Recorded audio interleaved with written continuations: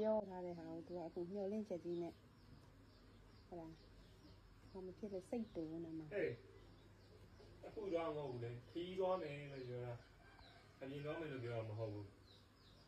သိလားဟိုးအဝေးရုံနောက်နေ့ပြန်သွားမယ်လို့ပြောတာတော့အဝေးရုံပြောတော့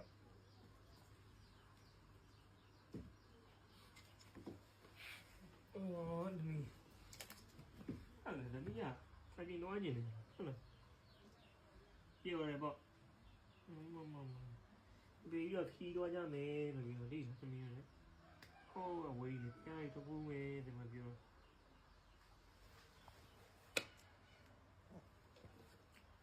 ပြီသမီးကြောင်းအောင်မနော်ရထားကြီးစီးပြီးတော့နေနော်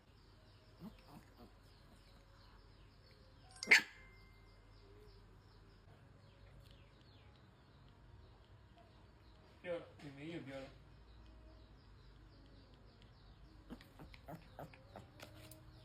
ဟုတ်တယ်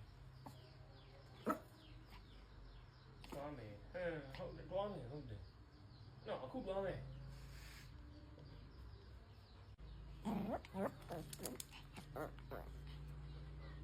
ဘာလဲ